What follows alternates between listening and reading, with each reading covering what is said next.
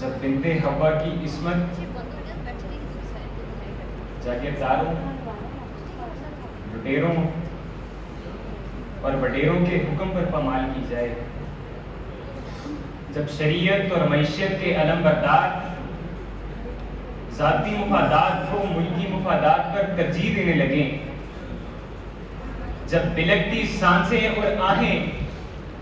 رب کعبہ سے ایک اور موسیٰ کے بھیجے جانے کی فریاد کرنے لگیں، جب نرمی زینب کے ساتھ ہوئی درندگی کی خبر صفا مروہ کرتی اس کی ماں کو سنائی جائے اور پریس کانفرنس کے بیچوں بیچ اس کے باپ کے آگے سے مائک ہٹا لیا جائے، تو صدر عالی وقار مجھے یہ کہنے دیجئے کہ اے مصروف خدا، اپنی دنیا دیکھ ذرا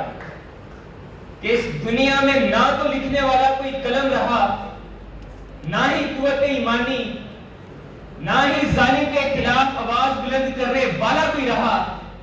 کہ صدر عالی وقار چہار سمت ہے اور روز و شب تماشا ہے،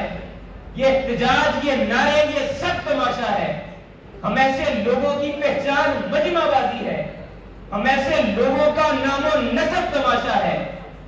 نظر میں کار ہوس اور زبان پر ذکر خدا کہ آج برسرے منبر عجب تماشا ہے، کہ آج برسرے منبر عجب تماشا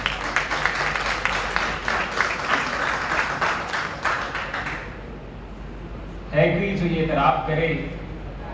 کہ ہم اہل کوفہ ہیں جو حسین کی شہادت کے بعد خاموش بیٹھے ہیں، کسی اور حسین کی آمد کے منتظر ہیں؟ ہے کوئی جو یہ اعتراف کرے کہ ہمارے ہونٹوں پر خاموشی ہے اور ہمارے دلوں میں یزید وقت کا خوف طاری ہے؟ ہے کوئی جو یہ اعتراف کرے کہ ہم حکمرانوں کی پیٹھ پیچھے تو ان کی برائی کریں گے، لیکن جب ان کے سامنے آتے ہیں تو ان کی ایک نظر عنایت کے لیے ان کی شان میں نغمے لکھیں گے، ان کی عظمت کے ترانے گائیں گے؟ ارے اقوام عالم، تم ریون ڈیویس کی رہائی پر اس قوم کی خاموشی کی بات کرتے ہو، کیا تم نہیں جانتے کہ خاموشی کے گہرے سکوت میں ڈوبی یہ بے حس قوم امریکی آشرواد حاصل کرنے کے لیے اسے اس ریاست کا سربراہ تک بنا سکتے ہیں؟ ارے تم مافیا صدیقی کی قید پر اس قوم کی خاموشی کی بات کرتے ہو؟ دم لگاؤ، دم لگا کر دیکھو اقوام عالم، ہم تو اماموں میں لگی قائد کی تصویر تک بیچنے کو تیار ہیں۔ ارے اقوام عالم، تم اس ملک کے ٹکڑے ٹکڑے ہونے کی بات کرتے ہو، کیا تم نہیں جانتے کہ خاموشی کے گہرے سکوت میں ڈوبی یہ بے حس قوم ان تمام برائیوں اور ان تمام مسائل کے باوجود اشوک کی چکی میں پستی آئی ہے، پستی رہے گی؟ اور علی وقار میں اعتراف کرتا ہوں کہ ہم اہل کوفہ ہیں جو ایک حسین کی شہادت کے بعد خاموش بیٹھے ہیں، کسی اور حسین کی آمد کے منتظر ہیں، کہ ہمارے منصف کا سر ہمارے ہی کنگریزوں پر بولتا ہے کہ سننے والوں یہاں نہ آنا، یہ کربلا ہے، یہ کربلا ہے۔